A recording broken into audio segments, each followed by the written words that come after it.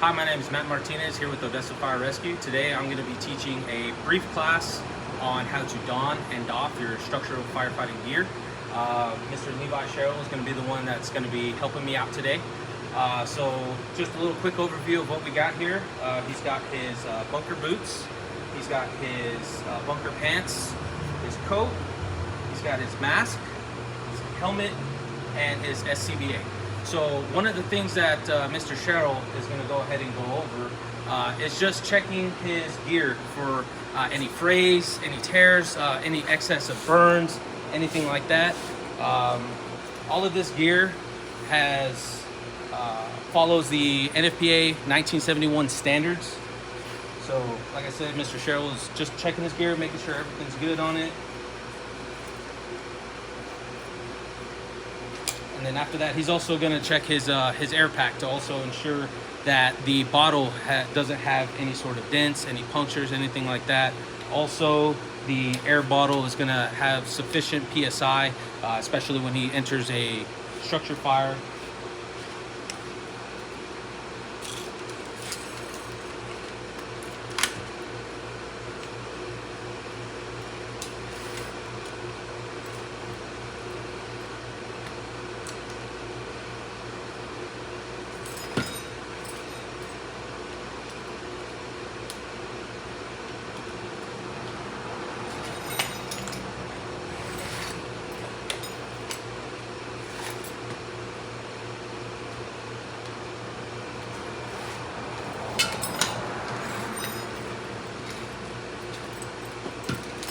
Okay, so Mr. Sherrill, does everything look to be in good working order?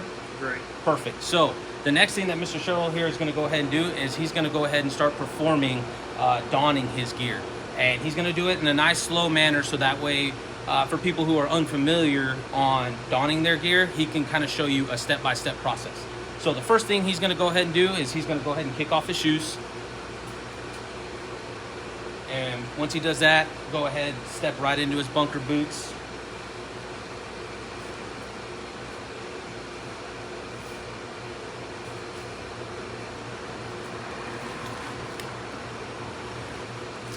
Next, once he has that all sized up, he'll go ahead and clip in his belt buckle, make sure everything is good around his waist. He'll go ahead and throw on his suspenders to obviously keep his pants from falling down. He'll go ahead and tighten up his suspenders, make sure everything's nice and secured. His next step, he'll go ahead and throw on his coat. Now, there are several different methods of being able to put on a coat. Obviously, Mr. Sherrill here kind of likes to just throw it over. There's other people that like to kind of dip their arms in and throw it over their head. So there are several different methods. Next, he's just clipping everything in, making sure, obviously, his jacket's nice and tight. He's got his neck collar there in place as well. So the next step, he's going to go ahead and put on his air pack. Again, you can also do two different methods. Mr. Sherrill here is just kind of throwing it over. You could also grab it from the brackets, throw it over your head, and slide your arms right in through. He's also securing his waist straps. What you want to do when you're putting on your air pack is you want to try to keep a lot of that weight more on your hips than you do on your shoulders. When you're fighting fire, sometimes extended periods of time of wearing that air pack, it's going to destroy your shoulders if you have all that weight up here. Your hips can carry more weight than your shoulders can. So again, it's important to make sure that you have the strap secured around the waist. So the next thing he's going to go ahead and do is he's going to go ahead and don his mask.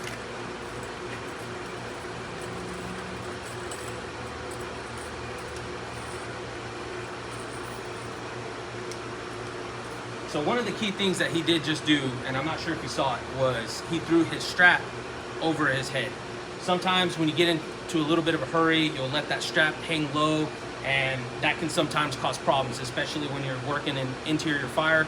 That strap can kind of get caught up on some things, and it can get you into a bind more than what you already want to be in. So the next thing he's going to go ahead and do here is secure his helmet on top. So you'll go ahead and kind of loosen it up a lot more than what you'd normally be doing without a Nomex hood. So once he's got all of that secured, he should be good to go to kind of go on air. But before he does that, one thing you do want to do to ensure that you do have a nice tight seal is kind of put your hand over this, take a nice deep breath in, and you want to feel that mask suck right up to your face. Whenever it does that, you know that you've got a great seal and you're good to go. So what Mr. Sherrill now is doing is he's turning on his bottle. You got your bypass there. Go ahead and turn that. Perfect. So now we know his bypass works. So he's got his bottle on. You're going to kind of hear everything activate up on here on his pass device.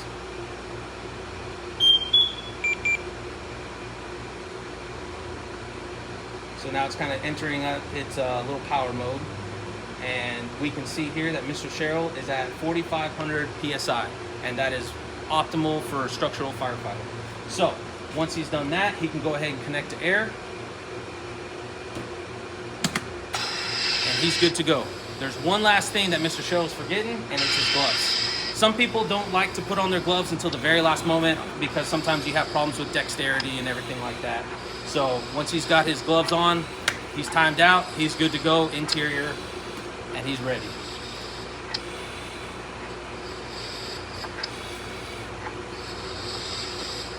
Alrighty, so Mr. Sherrill is now ready to enter any sort of structure at this point.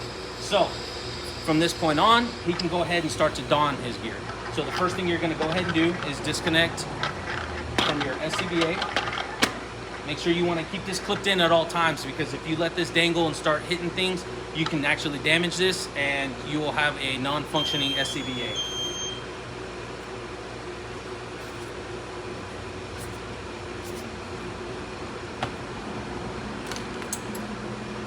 And obviously when you're donning your gear, it's not as important as when you're doffing your gear, it's not as important as when you are donning your gear.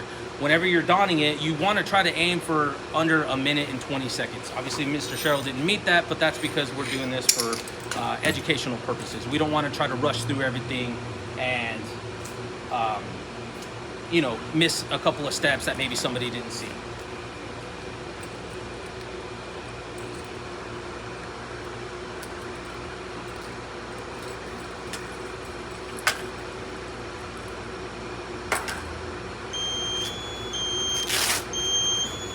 So one more thing, if you're unfamiliar exactly what that noise is when a firefighter is not moving for an extended period of time, your pass device will go ahead and start its procedure before it goes into its full-blown alarm system.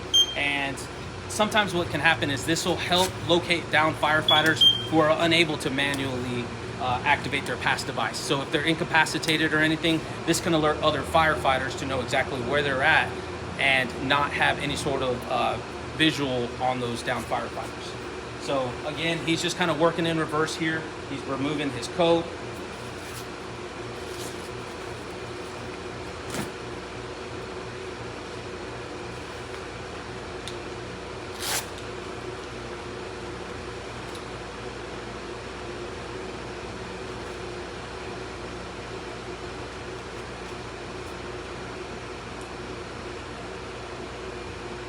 And that should just about wrap it up. I'd like to thank Mr. Levi Sherrill for helping me out today. This has just been a quick course on how to don and doff your gear. If you have any questions, just please let me know. Thank you.